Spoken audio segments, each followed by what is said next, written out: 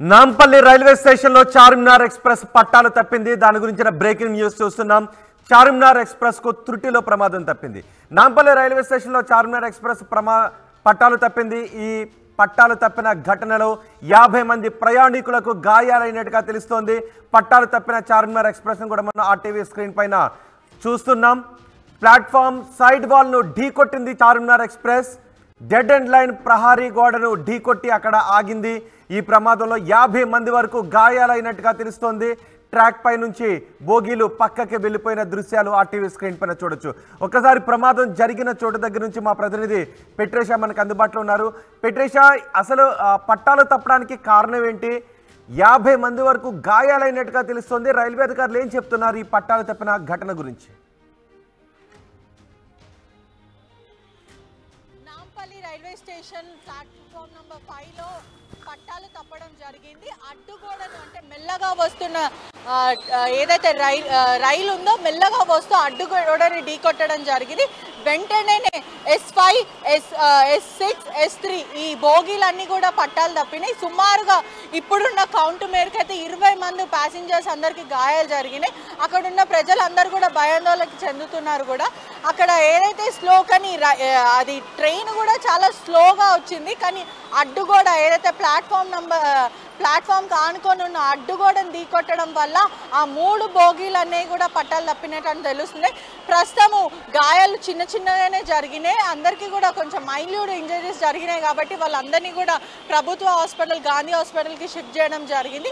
లెక్క మాత్రం ఇప్పటి వరకు తేలాలంటే ఎంతమందికి గాయాలు అయినాయి అనేది ఇంకా ప్రస్తుతం తెలిసేది ఉందని కూడా మనకి సమాచారం వస్తుంది. కూడా ఏంటి అసలు స్టేషన్లోనే పట్టాలు తప్పడానికి కారణం ఏంటి?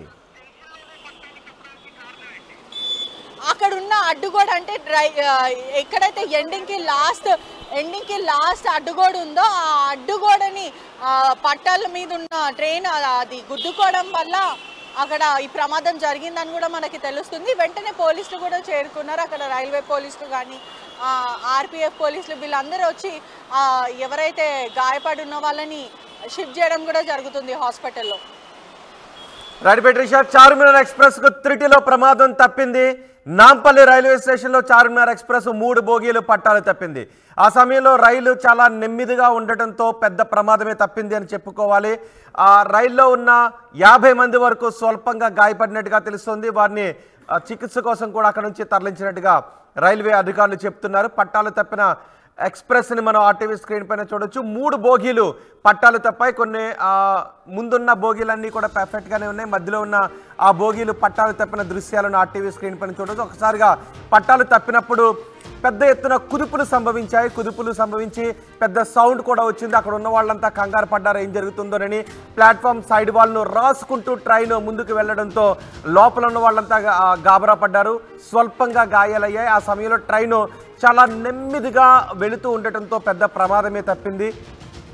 పట్టాలు తప్పిన ఆ బోగీలను కూడా మనం ఆర్టీవీ స్క్రీన్ పైన చూడొచ్చు.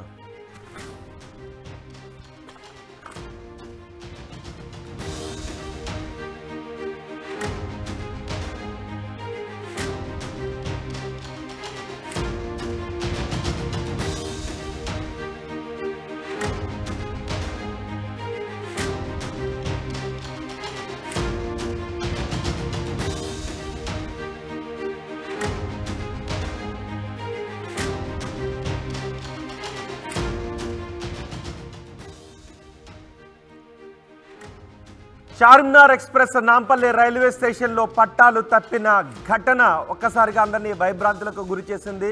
రైలు ఆ సమయంలో చాలా నెమ్మదిగా వస్తుంది. ప్లాట్ఫామ్ పైకి వస్తూ ఉన్న సమయంలో ఒక్కసారిగా 3 బోగీలు పట్టాలు తప్పాయి. ఆ సమయంలో పెద్ద ఎత్తున శబ్దాలు వచ్చాయి. పెద్ద పెద్ద కుదుపులకు ట్రైన్లోనే గురైంది. 3 బోగీలు పట్టాలు తప్పాయి. పట్టాలు తప్పిన దృశ్యాలను మనం ఆర్టీవీ స్క్రీన్ పైన చూస్తున్నాం. 3 బోగీలు వరుసగా పట్టాలు తప్పడంతో ఆ 3 బోగీల్లో ఉన్న ప్రయాణికులు ఒక పెద్ద కుదుపుకు లోనయ్యారు. ఒక్కసారిగా ఏం జరుగుతుందోననే భయభ్రాంతులకు గురయ్యారు. ఇటువైపు ప్లాట్ఫామ్ మీద ఉన్న వాళ్ళు కూడా ఘటనను చూసి ఒకసారిగా వాళ్ళు కూడా భయభ్రాంతులకు గురయ్యారు. అక్కడ నుంచి కొంచెం వెనక్కి పరుగులు తీశారు. ఆ పట్టాలు తప్పిన ప్లాట్ఫామ్ పై ఉన్న ప్రయాణికులు కూడా ప్రత్యక్షంగా చూసిన వాళ్ళు కూడా అదే విషయాన్ని చెప్తున్నారు. అయితే ఆ 3 బోగీల్లో ఉన్న ప్రయాణికుల్లో 50 మందికి స్వల్పంగా గాయాలైనట్టుగా తెలుస్తుంది. ఎందుకంటే ఆ ప్లాట్ఫామ్ పక్క నుంచి వెళ్ళేటప్పుడు 3 బోగీలు పట్టాలు తప్పడంతో ప్లాట్ఫామ్ను రాసుకుంది. అంతేకాదు చివరినున్న ఇంకా అది ఆ లైన్కి ఇంకా అది డెడ్ ఎండ్ లూప్లోకి ఆ ట్రైన్ని పెడుతూ ఉన్నారు. ఆ సమయంలో ఒక్కసారిగా ఆ చివరినున్న వాల్ను కూడా అది ఢీ కొట్టిన దృశ్యాన్ని కూడా మనం ఆ టీవీ స్క్రీన్ పైన చూడొచ్చు. ఒకసారిగా ఢీ కొట్టడంతో ఈ బోగీలు పట్టాలు తప్పాయి. ఇది ఏంటి, ఏ కమ్యూనికేషన్ లోపం వల్ల ఇలా జరిగింది? లోకో పైలట్ తప్పిదమా లేకపోతే స్టేషన్ సిబ్బంది తప్పిదమా అనేది ఎంక్వైరీ చేయాల్సి ఉంది అని అధికారులు చెప్తున్నారు. పట్టాలు తప్పిన చార్మినార్ ఎక్స్ప్రెస్ను ఆ టీవీ స్క్రీన్ పైన చూస్తున్నాం.